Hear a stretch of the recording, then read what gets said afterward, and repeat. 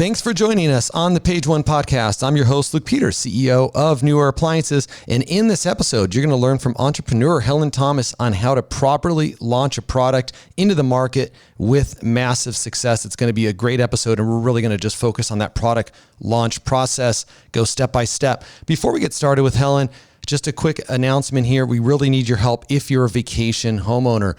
We're trying to match vacation homeowners with veterans, families that are really in need of a vacation. They often don't have the means. And those of us who own a vacation home, we have vacant weeks and open times. And head over to vetcation.org. You can see what I've started over there. And really, that's the kind of the bottleneck, is getting more vacation homeowners to be open to this. And trust me, you're going to feel great about helping these families. There's so many of them in need. Again, it's helping veteran families, those that have served our country, and getting these families a dream vacation. Head over to vetcation.org. Awesome. Helen, thanks again for joining us on the Page One podcast. This is your second time on. And I'll let you do the introduction. Before, Helen is CEO of DMAI Inc. Helen, welcome again. Hi, Luke. Thank you for having me. It's always a pleasure. I'm Helen Thomas. I'm the CEO of DMAI Inc. We're in California, Los Angeles, and we are the next generation cognitive AI technology company building education platforms that delivers the right content at the right time. And we successfully launched Animal Island Learning Adventure, AILA, preschool learning system in the United States in the past year, right in the middle of the pandemic. And thank you for having me here to talk about that.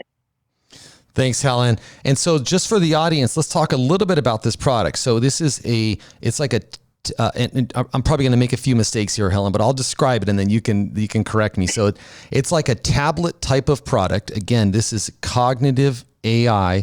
I think it's geared towards preschool. I think it was like 30 months to 48 months or somewhere in that range, right? And it's kind of the next generation of what's already been around in other book forms, or there's other competitors that are doing it, but they don't have this cognitive AI that you've put into the product, which is called Animal Island Learning Adventure.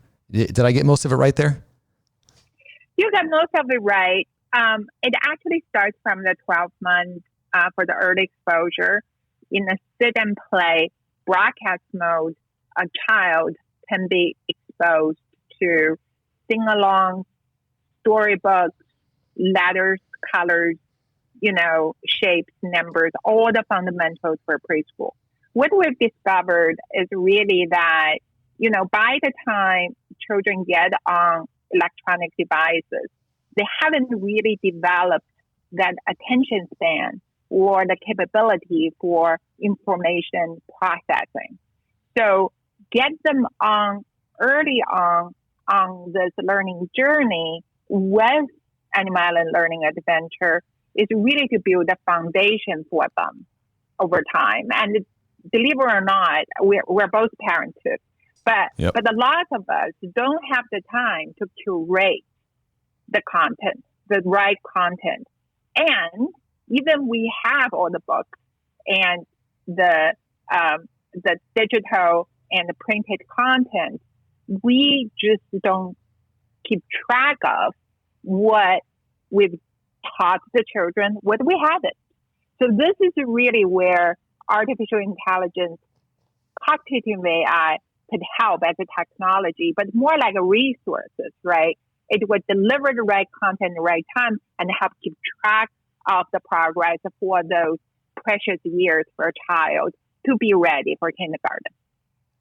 Yeah, it's a super innovative product, and we're going to dive into the product launch. But I think what stands out here is, a lot of us will have companies or work at companies and we're launching products, but I mean, you really had to invest a lot in R&D, Helen, on this product. Because you're making this from scratch. You're not just simply taking something off a shelf and changing it a little bit. You're literally having to create the technology, create the manufacture of the product itself, make sure that there's special ergonomics, I'm sure, that are going to work with kids, and do a bunch of testing along the way. I mean, so we'll get into all of that. Before we do though, so again, you're leading DMAI.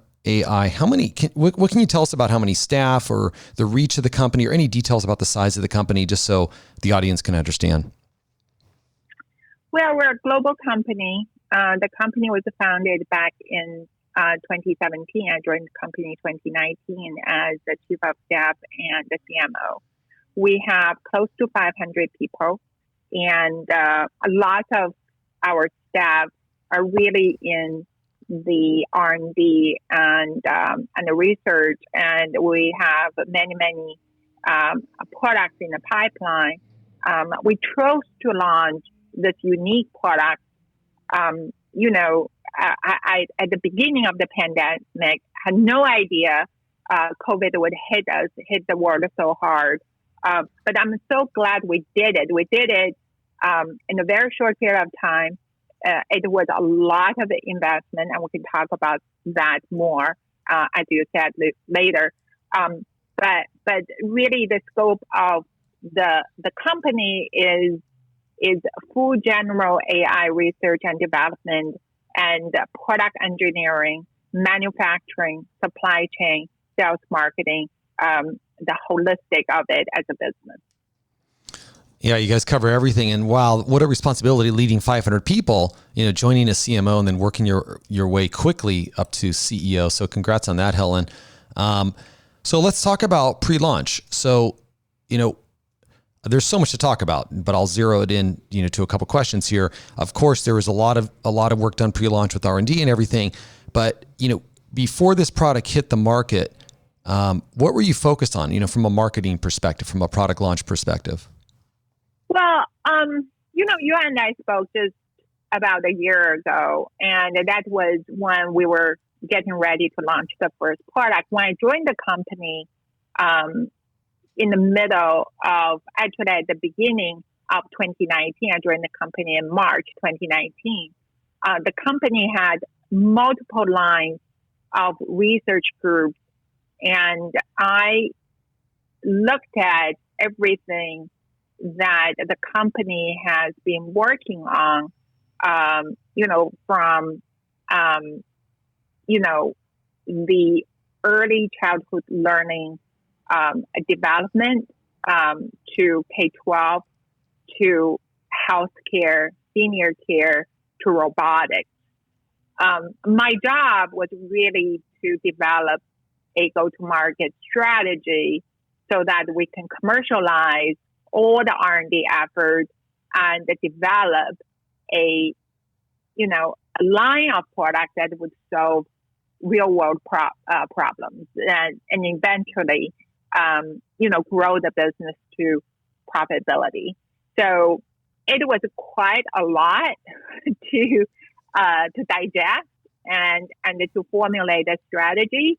And we really look at it as a journey, as fundamentally how cognitive AI could, be an assistant, a companion to anyone at any stage of life. So eventually we chose to start with Animal Island Learning Adventure, AILA preschool learning system, as the starting point, because really the learning journey starts here. That is so interesting. Yeah. So you could have started anywhere. You had, the company has this vision in AI and helping different people, but it sounds like it wasn't specifically started, just to help, toddlers and preschool kids, but that's, where you first decided, the effort was going to put in. Are you able to talk about what your R&D budget was bringing this product to market? I would say quite a lot. I bet. And here is the interesting thing, and this is why it's such a unique opportunity, and that's really why there is such an instant success. Really built upon many different things. And I believe the core competence for this particular product or the launch is really that in general, and I'm not trying to, I'm not trying to say this is for every company in the world, but in general, technology companies with engineers, they have very little understanding of interactive content. Okay. That's interesting. That said, I know these are, invested in filmmaking, right? Yep. So Netflix now produce lots of original series, but in general, technology companies really don't, invest or spend a lot in so-called original content. And the traditional publishers, education companies, they have very little expertise in technology, technology in general, but artificial intelligence is really the state of the art, the frontier of science and technology and R&D. So we kind of bring the cutting edge technology with AI along with content. We invest millions in developing our own original content with the scopes and sequences, approved by the preschool curriculum in this country. And we develop, as you said, the design to manufacturing of this unique hardware that would deliver that experience as a little companion, so friendly to that age group. So it is a very unique, holistic effort, and it did take lots of investment, indeed. Yeah, no doubt about that. And of course, you had to do the hardware and software part. So it sounds like, pre-launch, you're doing product market fit. You're, assessing the different avenues that you're going to launch the product and how you're going to launch the product. Let's talk about the product launch. Can you kind of briefly tell us exactly how you thought about launch? Was it going to a certain marketing channel or sales channel first? And, where were the initial dollars being spent to promote the product? Right. And maybe there will be the third episode of our, yeah, exactly. our podcast. But, I went to Haas Business School. That's the best education I've ever got, from UC Berkeley. And I was in marketing, and, we started with the 4 Ps, right? So for a product launch, you look at the product, pricing, place, promotions, exactly what you just mentioned. Mm-hmm. Above that, in today's world, though, I think the incremental sort of planning and the execution in terms of community,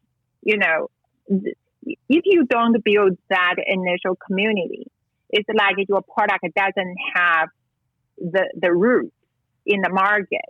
So social media, why not? Is you can say that's earned media, but it's kind of in between the earned and the paid media. So there's so much more in terms of the planning than just, the textbook type of playbook approach to the targeted audience and the market. So one of the best things we did was really to design a social campaign around the messaging. And even before we launched the product, we had a pre-launch. We only had one-page website.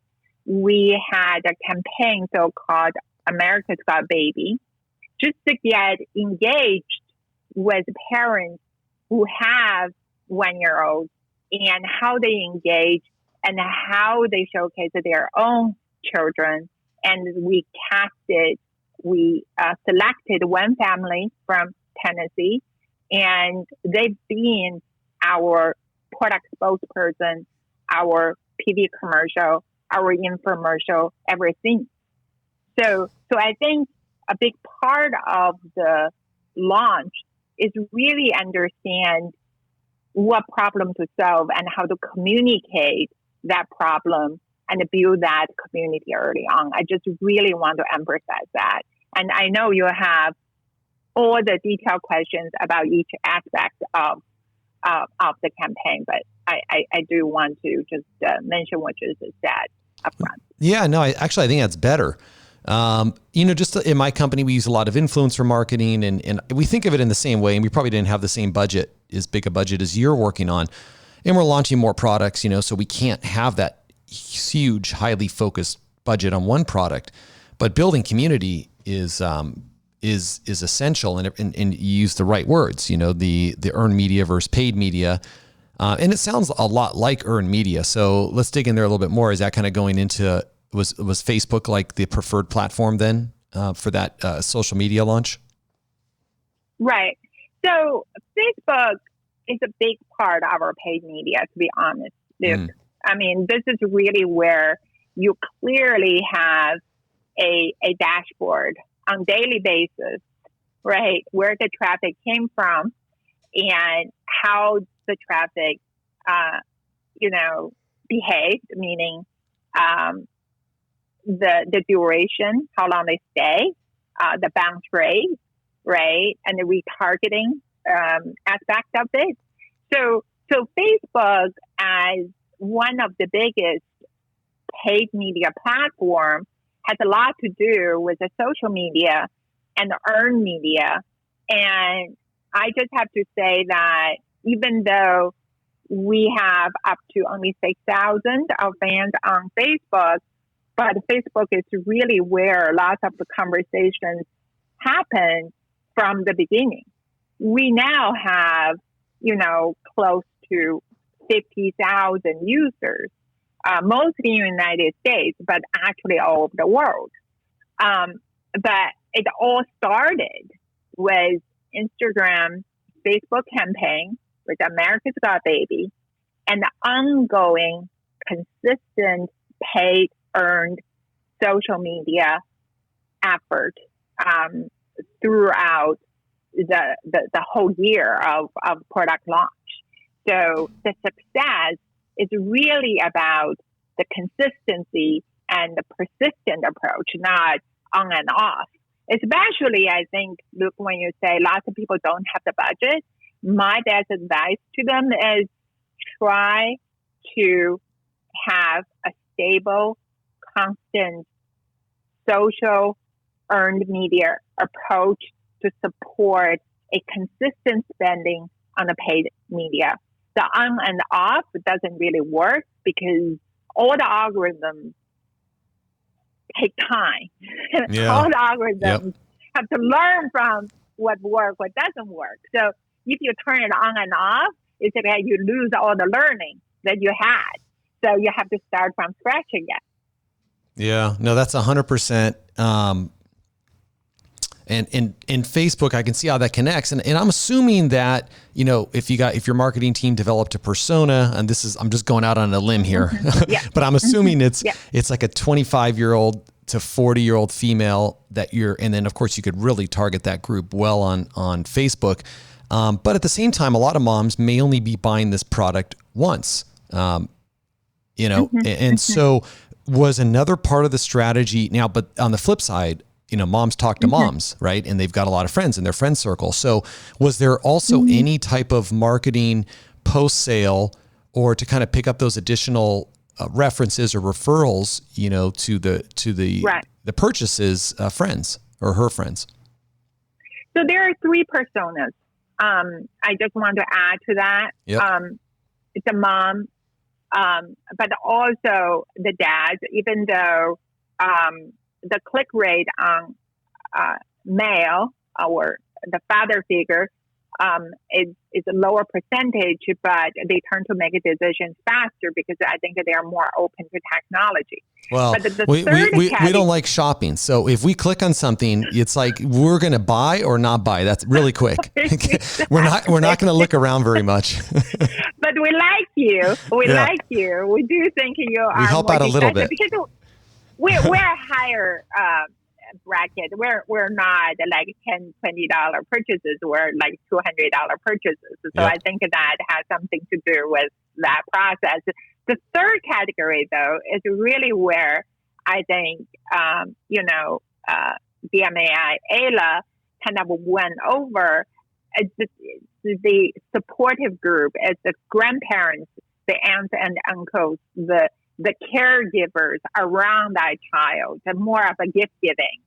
And uniquely, I think that is where we have to pay attention, especially, as I said, because of the price point. And I do want to also circle back on your point in terms of word of mouth, like mom to mom.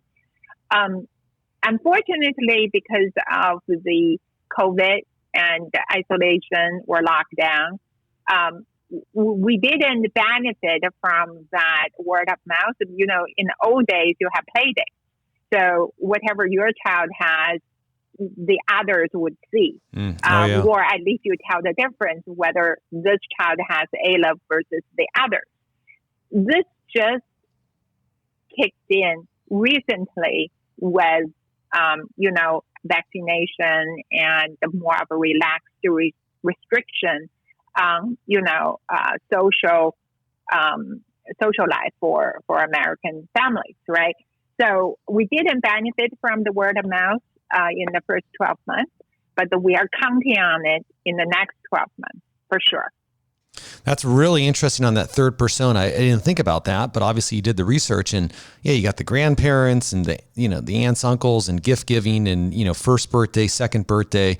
Yeah, that's brilliant. That's really smart, and I can see that being an important part.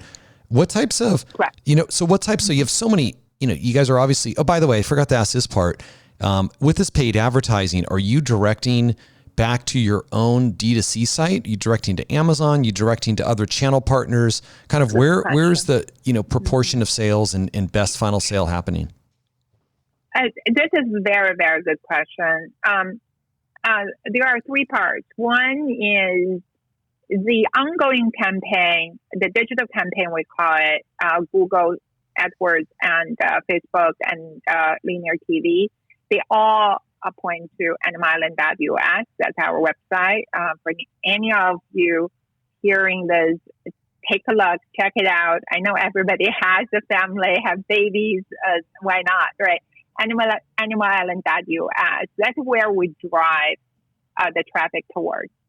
On our website, we do showcase, Amazon, Best Buy, QVC, Walmart, soon Target.com, the channel partners, because I think channels really validate the brand and the product. And we've got great reviews. I know one of your questions is going to be about the reviews.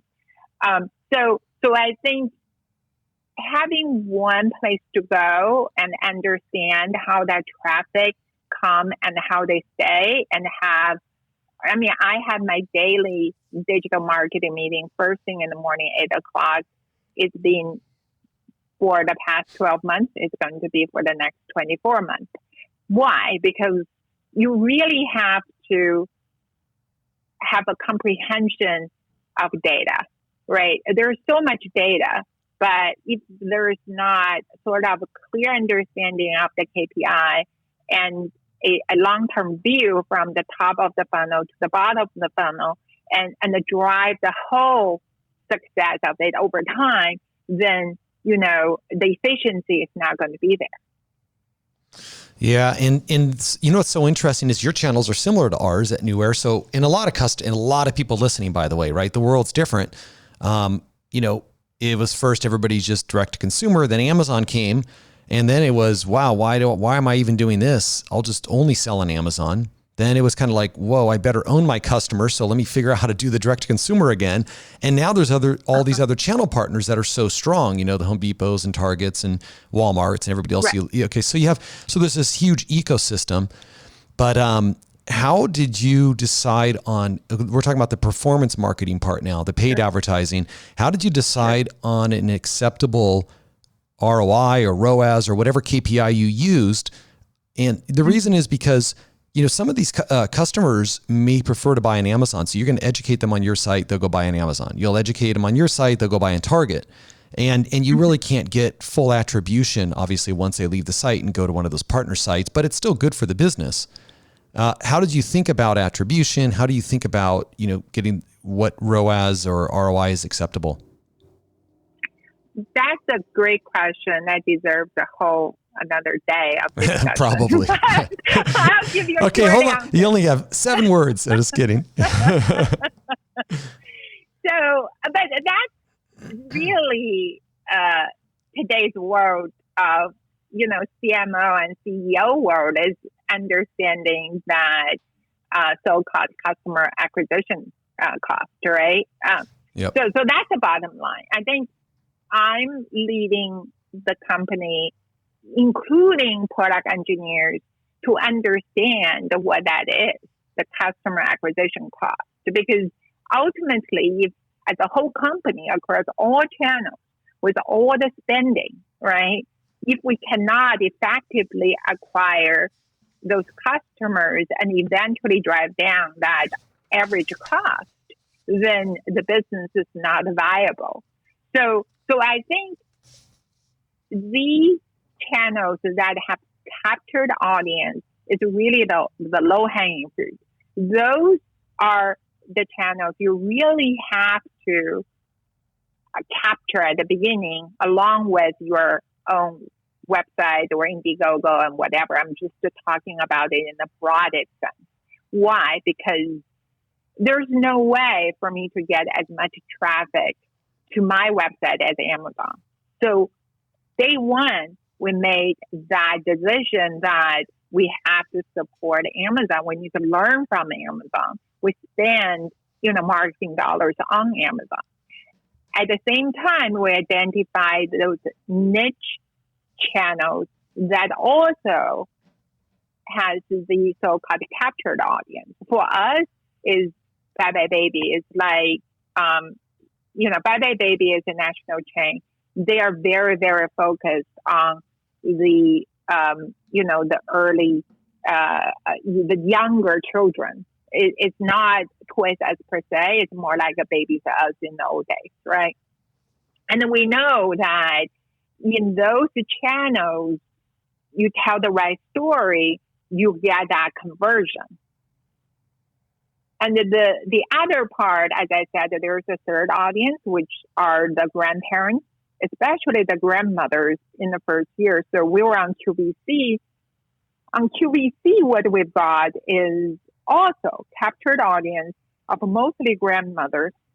And they spend that 8-10 minutes watching the host and Jenny, the mother of the, from Tennessee, our spokesperson. And we had a very, very high conversion rate, as well as, sustained purchases over time. Even though we're not on air on QVC, our QVC web sales and reviews are extremely high. And this is compared to other products I did in my previous slide, right? So these all complement our own website, which is animalisland.us. Yeah, and that's so interesting. I mean, you take advantage, of course, like you talk about the captured audiences, and also, you're really fortunate. You're in a product category that allows you to be in so many of these different businesses or have so many different customers, right? Not every, sometimes certain like tech products are, they're really limited. They can just be maybe on Best Buy and Amazon, and it doesn't make sense for them to be elsewhere. But it's great that your product, you have this opportunity to be in so many different customers. And then of course, get in front of those customers and those audiences. So your sales team is, it's essential to have the sales team launching into those customers at the same time. Was that a challenge? I mean, there's, it's really broad who you're selling to, and you guys created this product, and then you're going to launch, and I'm assuming the launch, takes place at a certain point in time or within a couple of weeks, yet you have to then be out on all of these sites. Were you out on them at the same time? Was it a slow roll, starting with some sites and then going out to others? Right. It is a slow roll. It is quarter to quarter to be frank. If I recall, the first quarter is all Facebook, Google, pre-launch, launch on our website. The second quarter was mainly around Amazon and get them ready. But I was on the road right before pandemic. I was all around the country. I was in the car driving from, QVC to Bye Bye Baby. And you were doing you were CMO and sales at the same time. I am. You do whatever it takes. That's a good attitude. The matter is we haven't touched that yet, Luke. It's all about storytelling, right? It's like how you tell that story, how you design that box, how you get the people intrigued. I mean, as a CEO, CMO, the top salesperson, lots of the companies, the CEO is the best sales guy, right? Because they are the one out there pitching the Wall Street as well as the Main Street. So I think getting everybody ready early on, understanding there's a pipeline is essential. Because when I look back, I did the right thing and I got on the road early because for the past 12 months, we couldn't go anywhere, right? So it's great. I did the media show with the PR group, with our PR agency, and I touched on media. At the same time, I touched on the key accounts. And our roll out is, as I said, first quarter is all our website. Second quarter is all Amazon and gaining the reviews and ranking. Third quarter, we got on QVC and then Best Buy and Walmart. And Q4 was that hockey stick, growth. I mean, we were out of stock every single week. So it's like building that run up early on and having that vision and the preparation is everything you have to do with a product launch. And it's ongoing. It's not like you do it once, it's done. No, you have to nurture it and support it all along. Yeah, especially with all of the investment. Are you able to share, Helen, anything about, it sounds like you can't share actual sales numbers, but anything about actual units or anything to give any sort of scale? Maybe you're selling 10 times more than you were, month number 3. I don't know, anything to give the audience an idea of, how successful the product launch has been.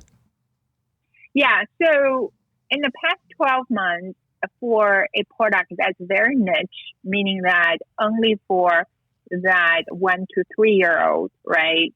Even though we have different channels, but think about it. We're spending tremendous amount of money and the marketing and the targeting a very niche market. We have over 50,000 users today. That's They're amazing. Active users.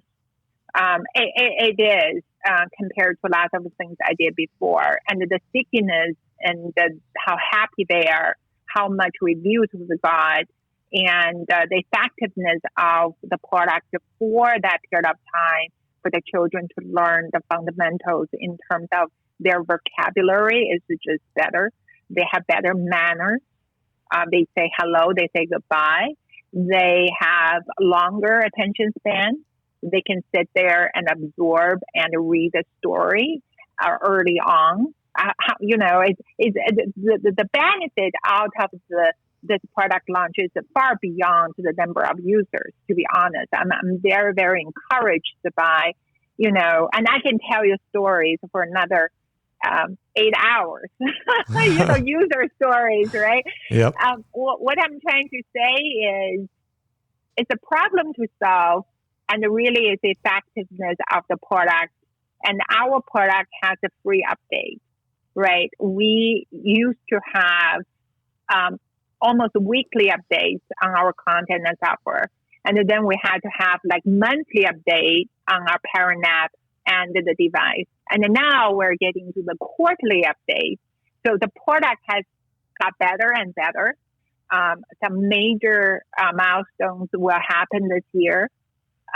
It is quite exciting how you connect the technology behind the scenes to the product user experience, to the marketing and sales, and go through that full cycle and build a successful business.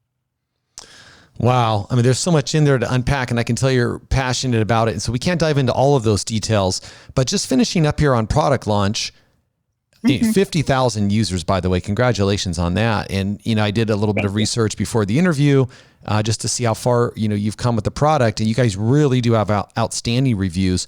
What can you say about that? Obviously a good product's going to get good reviews. Beyond that though, what are you able to do to facilitate better reviews? I think that there are three things. It's very basic, but lots of people do that. We get lots of products there, Amazon or direct delivery in the past 12 months, right? Mm-hmm. Having that thank you card and having that the first handshake, pay attention to that new customer when they receive the product, encourage them to give you the review. It's a baby step, but you just have to do that. Obviously, the product has to be good so that all the reviews will, will be there. But having that gesture, and believe it or not, the third thing I have to say, and I'm learning this about some other top brands that I paid attention to, is actually the person on the phone. Believe it or not, because we have, grandparents, not just grandmothers, but also grandfathers, they like to talk with somebody on the phone. And we do have a very solid staff, cater to them and speak with them. And that's where I think the most of the best reviews and the first-hand testimonials come from. So that human touch is still important, even for an AI company, even for artificial intelligence company. Yeah, and especially for this demo, who's buying this product and making sure those reviews are good and any negatives are responded to. Because it's not this is like a negative review on a product malfunction. Okay, that's going to happen with every product. A bigger physical product, might have damages. You probably wouldn't expect it with your product. So the negative reviews are going to be, limited in which type, the respondent is discussing. So they're kind of like more specific, I guess, is what I'm trying to say. But it sounds like, you have a very organic way of handling those. What about, just finishing up, what about, evergreen marketing solutions? So you talk about you creating community. I mean, that's the most evergreen, right? You're not having to pay for it every day. You're just getting people to talk about the product. That's, in my opinion, the best and most natural word of mouth and most trusted type of advertising, because it's not you, it's other people talking about your product. Did you specifically work with a PR company and or influencers along the way? We worked with different PR companies. I'm actually interviewing a new PR company for the next phase of the company. I think that given the current cycle of the media market, right? I wish PR can be more straightforward with earned media. I think it's a little shaky, to be honest. Yeah, I hear you. but the root cause is not about the PR agencies; it's about the news and the news business on its own, right? So I think having good content. Let's put it this way: community plus content. Content meaning like organic content about what the issues are and how this country and how our society are impacted by this problem and what the possible options and solutions are. It may or may not be just DMAI or AILA, but being part of that conversation is important. And that's why I spend time with you and some other podcasts. It's just, this is content itself, right? Exactly. And I think we all have to contribute to that high quality content. That's why I appreciate what you do, Luke, is that you are very focused on marketing, product marketing, digital marketing. You are very good at this, and you have this ongoing content for your audience. So that's important, right? So for us, we care about early childhood education. We care about K-12. We care about the general wellness of human beings.